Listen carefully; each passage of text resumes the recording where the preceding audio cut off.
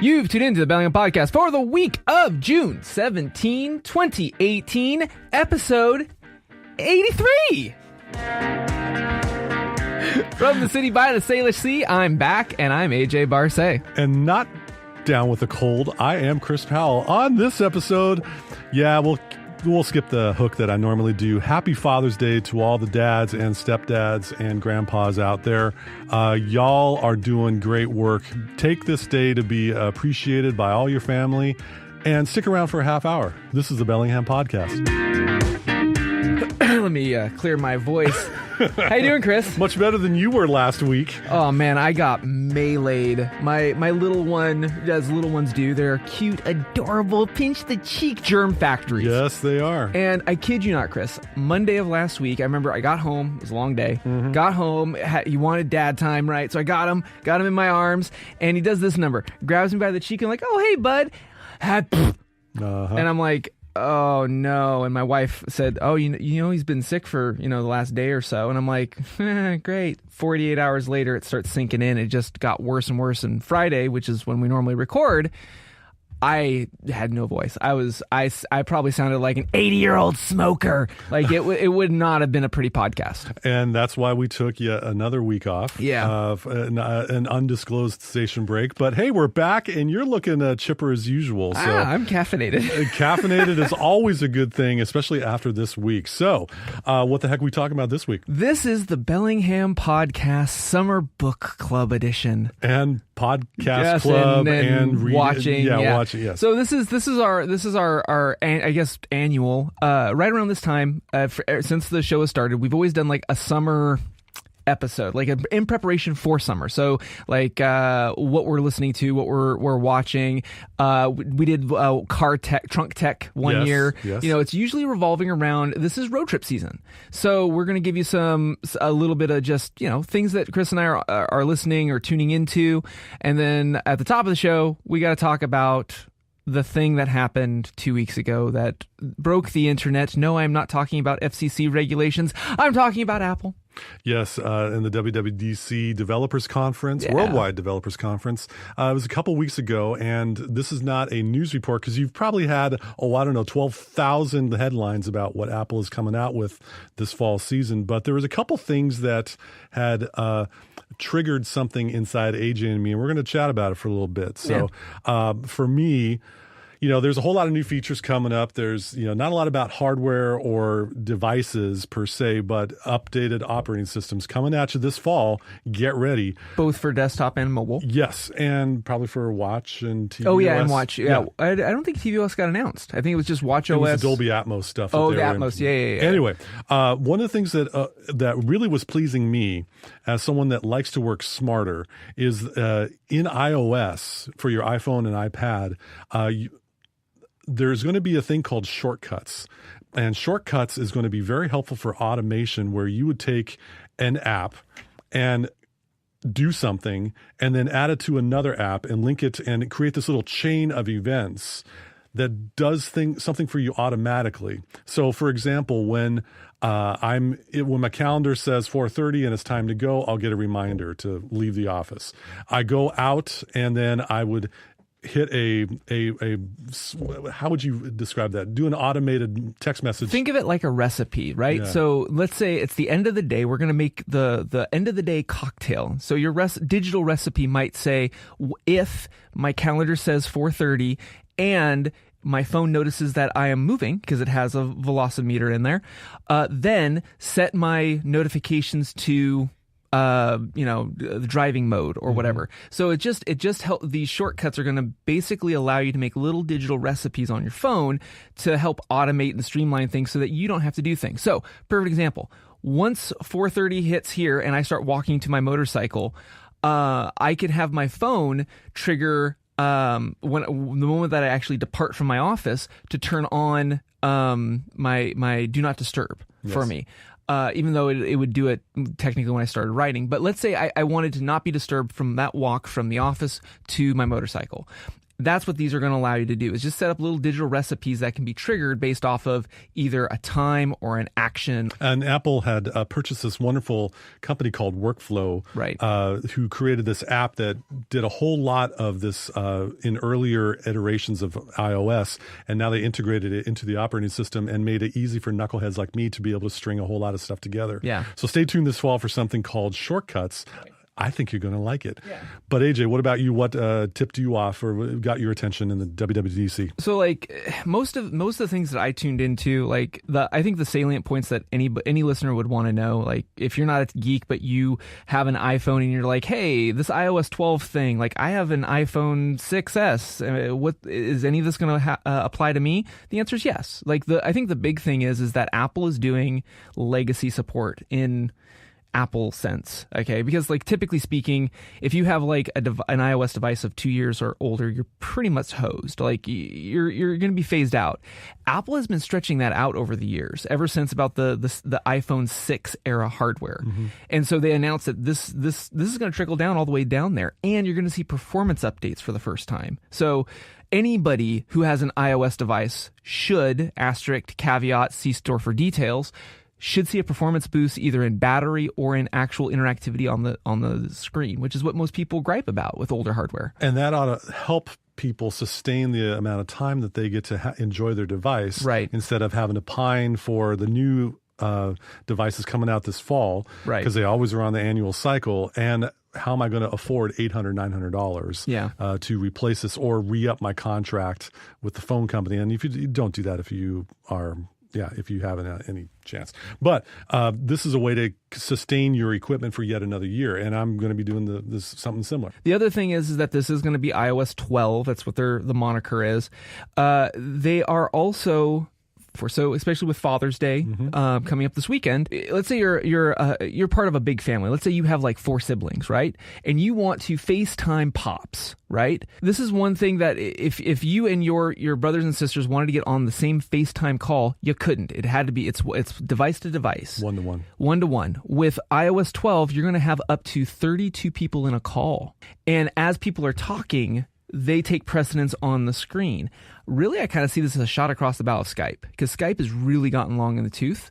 And this is really playing up to, tugging on the emotional heartstrings type of thing that Apple does. I would say FaceTime has been excellent for being able to communicate video chat wirelessly over a wireless network. Mm-hmm. Last year, my wife went on a trip to New Zealand with a friend, and we did the time adjustment, right. But as long as she was on a wireless network, which happened to be at the Airbnb where she was at, we were able to FaceTime and see each other in person. Now, to have someone in New Zealand and someone in Dubai and someone in London, boy, howdy, this is going to be a fun way to bring the world a lot smaller and a lot closer together. Yeah. The only knock I have against the FaceTime, like if they roll this out, okay, with 32 people on a call, the question's going to be, well, that's great, but you have to have 32 people that are on an iOS device, whereas Skype or Hangouts is cross-platform. So it wasn't announced, but I could easily see it happening. Well, they're seeing a lot more opportunities for revenue streams than is keeping it within a silo. Yeah. And yeah, that's a very good point. That enables this for families to bridge the family technology together. Yeah. Hey, this could be a win. Yeah, it could. Like I said, that I think it's a moonshot. It's totally a long shot. Yeah. But if anything, I honestly would see this move to PC first. It'd be like Mac, PC, and iOS type of thing, because that way mom and dad can get on with the old webcam thing. But Indeed.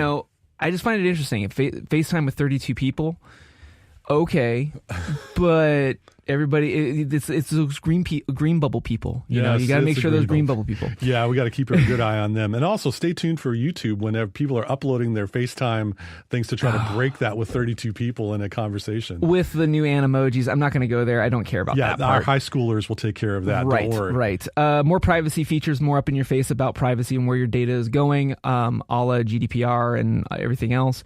But the big one that I kind of wanted to hit on is screen time. Apple basically made their initial public offering in the attention economy. And let me explain why I said that. We on this show have said for numerous episodes, matter of fact, probably dozen episodes or so, that we are concerned about the amount of people's noses buried in a pixelated device while walking, while driving, while anything. And Apple is integrating some of the features that you and I actually talked about with other apps, third-party apps that monitor how long you've been working on stuff, and basically putting parental controls on parents as well as kids. So you can use the screen time to limit how much usage of games your kids will be able to have on an iOS device. And you can limit yourself on your Instagram addiction. Or other app addictions. Right. Yes. And I just find that interesting. It was kind of a subtle nod from Apple saying, like, look, we created a monster type of thing. At least we're going to give you tools to do it. A little bit, I think it's a little too late, because honestly, if you are addicted to something like your device, are you going to enable these? Like, if you want to make a change within, but if you have the incentive from people that you care about to say, you need to do something about this, I miss you. Yeah. Here's an opportunity for you to be able to go, okay, I'll try to limit Facebook to 30 minutes a day. Yeah. And when the timer comes up, it says you've reached your limit. Would you like to extend it? So I think. Yeah. Well, you'll have a snooze ability. Yeah. Except for the kids mode. I think you can disable that if you have parental controls. But I don't know. It's a novel thought. It's really cool that they're integrating at the OS level. But it was I kind of saw it as, okay, this is more for the kids, but they kind of came at it as like, we've noticed that there are distractions in our life and we want to blah, blah, blah, blah, blah. Putting that aside, like, I think the bigger thing is that, hey, if you're listening to our show, thank you. Second, if you listen to our show for several episodes, hopefully you understand, like, when we talk about digital addiction, like, this is a thing. Like, I think in 10 years, we're going to see studies about this. There's already been studies about it where people feel phantom vibrations when they don't have their phone in their pocket. And there has been a mental and physical change since we've had these black mirrors in our pockets. The mobile phone device has made so many other tools obsolete. There's a great picture that had like a desk full of items that were relevant 10 years ago that were in practice, and then what the mobile phone has replaced. We might be seeing something in which 10 years from now, this was a turn where we had to heal ourselves. I thoroughly believe I got a problem with it. I'll go first. I have a tough time. Not while I'm driving. Very rarely when I'm driving.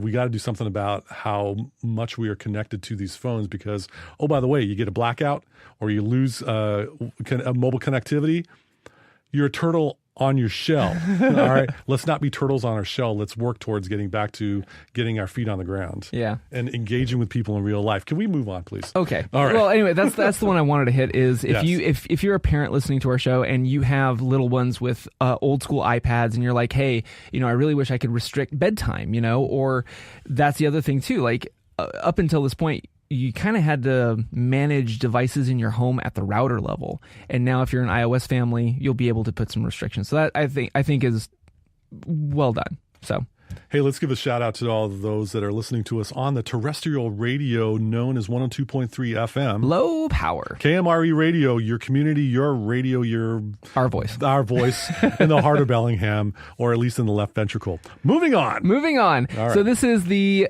book club. The book club. So what Chris and I have is we have 3 sections. We got listening, reading, and watching. And we just got some cool things that we've tuned into that we just want to share because we can.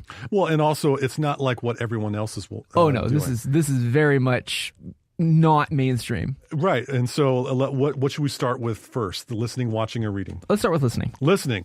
So in addition to providing 83 episodes of a podcast, we also listen to podcasts because we want to know, 1, information, 2, the good ways of doing a podcast, and 3, the ways not to do a podcast. So, AJ, give us an idea of some of the podcasts you listen to for inspiration or time killing. So at the top of this, most of my listening is going to be around orology. It's just there's a lot of watch stuff. You're a watch guy. I'm a watch guy. That's so right. mostly I'm going to give shout outs, and there's mostly links in the show notes. The ones that I usually mention here on the show is usually the Grey NATO and Two Broke Watch Snobs. However, there are 4 other ones I just want to throw out that I haven't mentioned on the show. One's a new one, Rolldorf Cafe, who is Jason of Rolldorf. Hello, Jason. They had a podcast long ago, and it kind of went dormant, it looked like, and then they rebooted it. I think they have 2 episodes. Him and Howie both are on the mic. All right. Which, by the way, guys, if you're listening to our show, come visit us in Bellingham, and the first pint is on Chris Powell. That's right. And we'll get you on the show. But regardless of that, it's really cool listening to them because I don't know, the tone that they're taking in their podcast with watches, it's very... anybody can enjoy it, honestly. Like it's just a good tone between the two of them. So I wanted to put them out there as well. For more of the hard hitting watch fam, Worn and Wound has a podcast. You should totally listen to them. And then there's 2 kind of off the cuff ones that I'll call them off the cuff. On Time, which they're highly irregular. I think the last episode was like 6 months ago, but very well produced, good sounding. Like they have good music. Like, and they're not long form. Like they're really straight to the point, which I appreciate. And then on the more long-winded, long form, much like us, is the Unwound podcast, where they have Hub City Vintage. I think that's the name of his company. They have a watchmaker he specializes in refurbishing vintage Seikos, and he brings in a lot of the history and mechanics behind it. And there's 2 commentators. Take a listen to that if you're really nerdy into like you want to have history in watchmaking. A lot of Seiko references, but they're just, that's my recommendation. Whenever I watch a movie at home, I go to IMDb, bring up the movie, and I go to trivia so I can get all the little known facts about things. And so it sounds like Unwound is a lot like that. Yeah, you'll get a lot of trivia stuff, which is really cool. Very cool. That's my Watch Fam category. The 2 outside of Watch Fam, I've got the Outside Magazine. So if you ever go to the, Hagen's and as you're checking out Outside Magazine, they have a podcast, and in their podcast, they have like subcategories. It's all in the same feed, kind of like ours. You've got dispatches, or this other one called The Science of Survival. And they're great. They're great. Their production value is spot on, because what they do is they take a topic and they run you through the psychology and physiology in an audio storytelling way of how you have to survive X. So for instance, let's say you're on a camping trip over Father's Day weekend, and you're barbecuing, and you're deathly allergic to bees, and all of a sudden you reach down underneath the grill that you're in at a public park, and you grab a hornet's nest, and all of a sudden you're getting stung. And they walk you through like the physiology of like, if you're allergic to bees, this is what's happening of your endorphins and all this jazz. And it's just, the way they produce it is phenomenal. They take you, if you listen to that podcast, make sure you have headphones in, because the way they do their audio engineering, you feel like you're that person, and you can get freaked out. Like they talk about being underwater. They talk about lots of different survival things that could easily happen if you're in the backcountry. Very good. And then the last one's Art of Manliness. Oh, yeah. Based off of the long... Brett McKay, right? Yeah. Yep. Long-standing website and podcast. And the book from... And the book. Yeah. I mean, Tim Ferriss has been on this show. Yeah. Like, anybody who's anybody in society and culture has been on the show. And it's just a great society and culture show. They pick... I mean... I don't know what topic they haven't had on that show, honestly. No, there's got 1,200 episodes out there, and it's all on useful stuff, useful information in a well-packaged delivery. It's also not just for guys. Yeah, that's the thing that the Art of Manliness is not the name. Yes. Yeah, what you said, Chris. For the ladies in the house that might be listening to this show, if you check out The Art of Manliness, here's a way to be able to understand that primate that you're living with that might have some foibles or idiosyncrasies. This may be a way to help better understand him in some cases. So, knuckle dragger, I move on. Chris. So I often listen to podcasts. I transitioned a couple years ago from listening to hard rock music to wake me up in the morning on my morning commute, which I found gets me a little aggressive behind the wheel. I changed that to listen to podcasts through my car stereo. And I've subscribed to about maybe 14, 15 podcasts of various genres. But often what I found, and I've gotten into this routine habit, the Washington Post has a podcast, and this is not partisan or anything like that. They have a podcast called Retropod. And basically what it is, it's about 3 to 5 minutes of a news story from yesteryear. And very interesting information about American history and some of the lesser known characters, or explaining various ways that history has not told a certain aspect of it. I find that to be very intriguing for about 3 to 5 minutes. And then on Tuesdays, usually, an influence of mine, his name is Seth Godin. This guy's an oracle of knowledge. He's a marketing professional par excellence, has written many books. If you're a business professional, you probably heard of this guy. He's got a podcast called Akimbo. Thank you very much. And it's pretty much 20 minutes, 25 minutes of spoken word of all of his wisdom. So for someone that's been blogging for, 15 years straight, to impart some wisdom in an audio format, plus he has a pretty cool voice, I found that to be pretty cool. And then also one that really has gotten started, maybe about 15 episodes or 16 episodes in. There's a community that I mentioned, or a micro blogging platform. They have a podcast called Micro Monday. And so these are interviews with members of the microblog community, around 7 or 8 minutes in time. Just kind of gets to know what these people do and why they signed up with microblog and what they use it for. Stay tuned. You might hear someone rather familiar on a Micro Monday blog episode. Hint, hint. Anyway, so that's kind of 3 out of the many that I listen to for listening. Dig it. All right, let's talk about reading. I'm going to go first this time. Go for it. So in books, I often look at pictures. I've attempted to. Me too. Yes. I've mentioned how I wanted to read more books in my time, and life occurs, and to find the time, that's on me.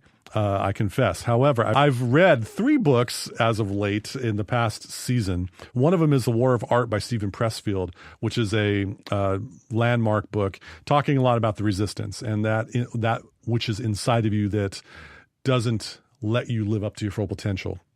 Doesn't let you do what you want to do. It's always, I call it, maybe Seth Godin called it the lizard brain. Right. It's that negative voice inside. He addresses that in ways to combat that. The second book that I read is by who? Seth Godin. That's right. Called Poke the Box. I am a Godin disciple. I can tell. I value this guy's information. He's got a lot. But Poke the Box kind of is written to kind of upend the table. Approach things from a different angle and actually do something different. And I found that it's a short read, about 80 pages, or however many, 120 page flips in a Kindle or an iBooks thing. And then the third book is by David Sparks, and David Sparks is MacSparky.com. Yeah. He's the host of one of the co-hosts of Mac Power Users, which is something that's also on my podcast list, but everyone listens to that. And he just came out with an iPhone field guide. Now in iBooks for $9.99, went. I don't know how deep you can call this a deep dive, but pretty much he went into every aspect of an iPhone and what you can work with in recommended applications. But he included almost 2 gigabytes of video. Oh, whoa. In this book, electronic book. Do not download this on your 4G LTE plan. Or on cellular data. Otherwise, kiss your quota goodbye. But so much screencast narrated information. Wow. Yeah. Of all on a sesame seed bun. And, I got to throw $10 his way just because you did a lot of work. Yeah. I need to buy you lunch. So those are 3 books that I've enjoyed as of late. That's cool. How about you, AJ? I just got 2. Robert Kurson, who is the author of Shadow Divers and Pirate Hunters. He just came out of a new book called Rocket Men, The Daring Odyssey of Apollo 8 and the Astronauts Who Made Man's First Journey to the Moon, which is a mouthful.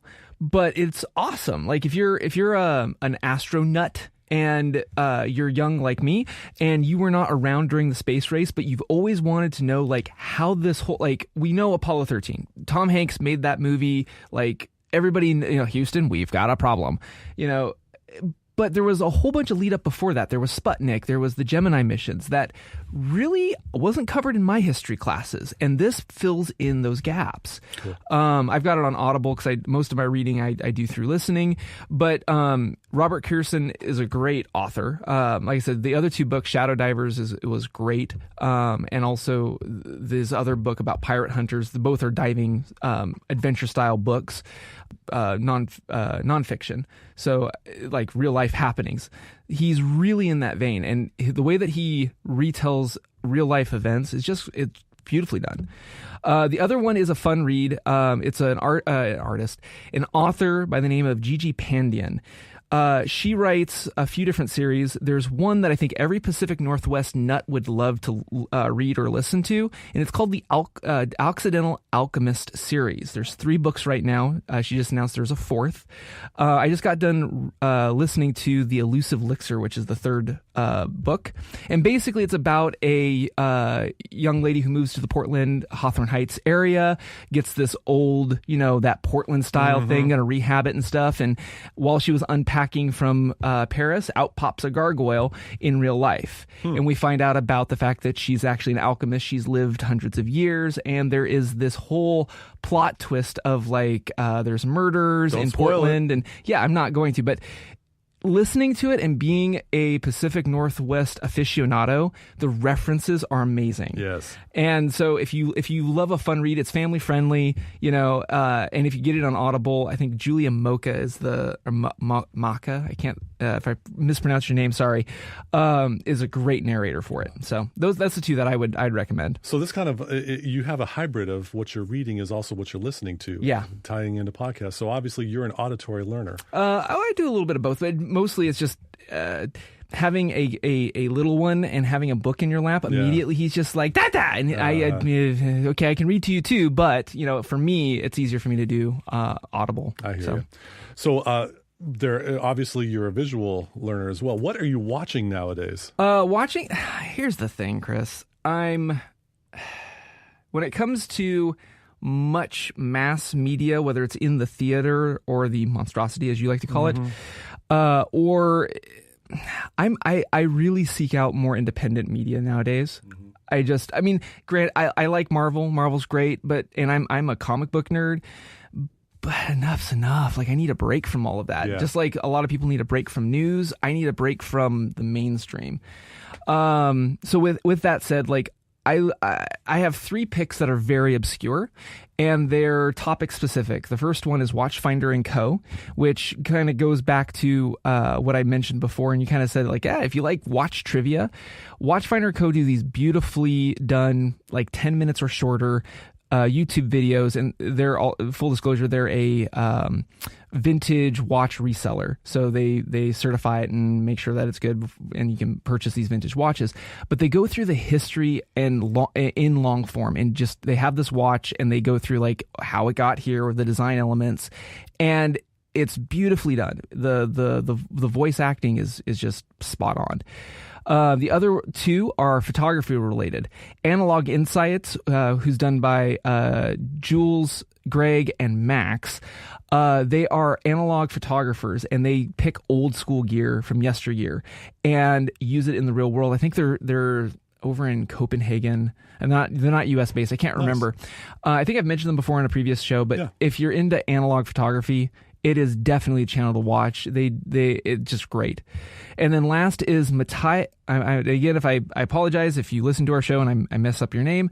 Matthias Berling.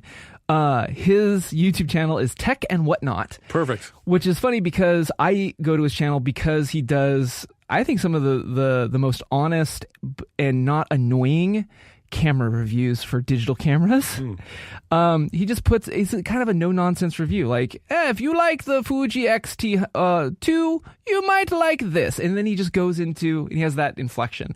It's a great watch if you're trying to look for a new camera or a new lens, and you don't want to listen to somebody that's just squeeing about the $1,000 Zeiss lens.